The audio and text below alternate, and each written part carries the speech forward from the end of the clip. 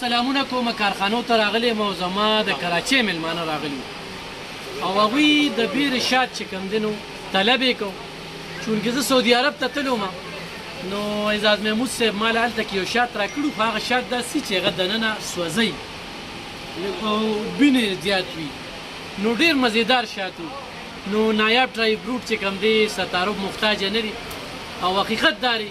چې زمونږ پښتونخوا په دې دوکان باندې ښکلې ده ډېر د لرې برې نه خلک راځي د دې دوکان تماشه کوي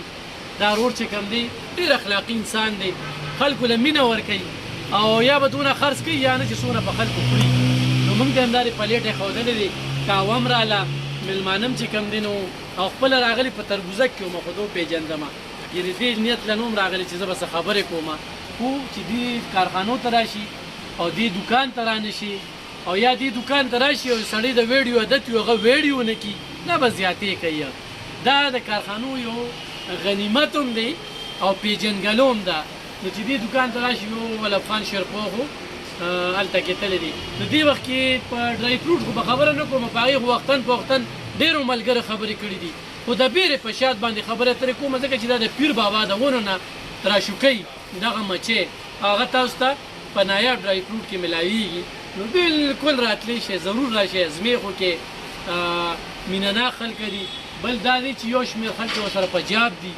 خلکو له روزګار ورکړی دی دوکاندارانو له ورکوي په هول سیل باندې نو یو روزګار دی روان دی ځان له دونه ونه ګټله چې څومره خلکو له موقع ورکړله نو دا ډېر کم خلک وي چې بل له موقع ورکوي نو هغې کې دا روډ دی چې د دا روزګار چې کوم دی دې وایي چې زه خلکو له مینه ورکوم او نن خو په ټیک ټاک باندې دی ګوري یا په میډیا باندې ګوري نو خلک یې د شوق نه ګوري ځکه چې دا پکې چابې والا چې کوم دی نو ګوره دننه به ځم بیا به خبرې ترې کوم په چابي اجي صاحب چابي تا سره وه چابي راله راکړه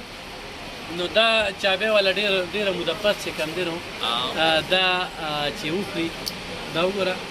موږ له اوس پوره چل هم نه راځي ډېر راباندې موږ نایاب ته ډېر کم راغلي دا بعضې یو ونښلي دا دغه ونښته بیا به یې په چابۍ باندې دوباره هغه کوي او دا چې دی لکه دا ګوره دا راووتو دا هم راووتو ټیک شوه جي دا چک که د دې خوند وګوره چې څنګه دی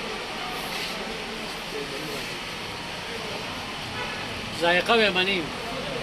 حقیقت دا دی خو دا وخوره داسې دا وچ امرود دی ګوره او دا وچ امرود دی او د دې ذایقه وګوره چې امرود نه وي او سړی وایي زه امرود خورم دا زموږ د پاکستان یو ډېره بهترینه ذایقه ده دا وچ امونه دي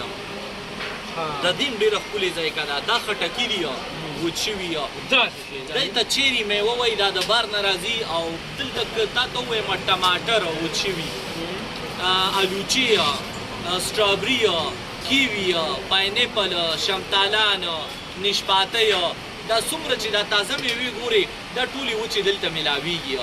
نو ډېر یو نوي څیزونه دي زه پخپله چې کله وخورم یقین وکړه زه وله حیران شم چې الله پاک څه نعمتونه دي که نه بلکل ته یقین وکړه چې ډېرې اوس ته دا ام وخوره که نه اوس امونه به ختم شي خو دا به تا سره غونډ کال وي بس خورې جوس ته نه جوړې که خورې ذایقه چک که چې څنګه ده بیا دې کې دا یو بادام دی دا ډېر عجیبه غوندې څیز دی د دې بادامو کې د چلغوزي د پستې او د کاجو ذایقه راځي لکه یو بادام وخورې او څلور قسمه ذایقه تر واخلئ که دا چک اوس او ډېر زیات نرم دی نو ډېرې نوي قسم ته میوې دي چې هغه دا چک کړه